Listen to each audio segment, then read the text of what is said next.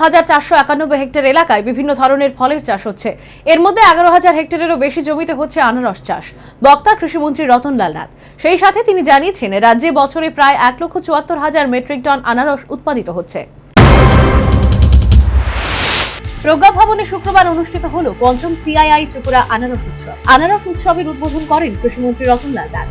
রাজ্য সরকারের উদ্যান দপ্তরের সহযোগিতায় এই উৎসব উপলক্ষে নেরামিক্স সহ বিভিন্ন সংস্থার আনারসের উৎপাদিত বিভিন্ন সামগ্রীর প্রদর্শনী স্টল খোলা হয়।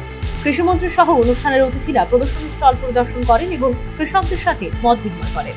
অনুষ্ঠানে বক্তব্য রাখতে গিয়ে কৃষিমন্ত্রী বলেন, রাজ্যে বর্তমানে 18,491 হেক্টর এলাকায় বিভিন্ন ধরনের ফলের চাষ হচ্ছে। এর মধ্যে 11,000 হেক্টরেরও বেশি জমিতে হচ্ছে আনারস চাষ। সেই সাথে তিনি জানিয়েছেন, রাজ্যে বছরে প্রায় 1,74,000 মেট্রিক টন আনারস উৎপাদিত হচ্ছে। আমরা ইন্দোরে বায়ার সেলার মিট করেছি, বেনারসে বায়ার সেলার মিট করেছি এবং আমাদের সরকারের সময় দুবাই, কাতার এবং ওমান আমরা বিদেশে বিভিন্ন জায়গায় আমরা এই পাইনাপল পাঠিয়েছি। এছাড়াও আমরা দেশের মধ্যে বিভিন্ন রাজ্যে আমাদের প্রতি বছর বিরাট পরিমাণ পাইনাপল আমরা যাচ্ছি।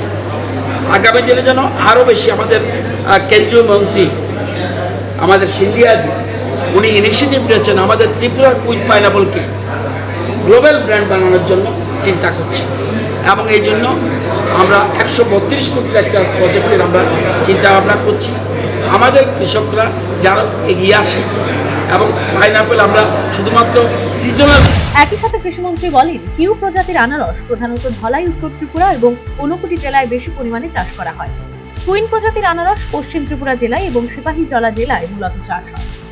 সেই সাথে তিনি বলেন, একটা সময় রাজ্যের কৃষকরা তাদের উৎপাদিত আনারসের সঠিক মূল্য পেত না, কিন্তু বর্তমান রাজ্য সরকার কৃষকদের উৎপাদিত আনারসের সঠিক মূল্য পাওয়ার জন্য বিভিন্ন ব্যবস্থা গ্রহণ করেছে। Bureau report, news vanguard.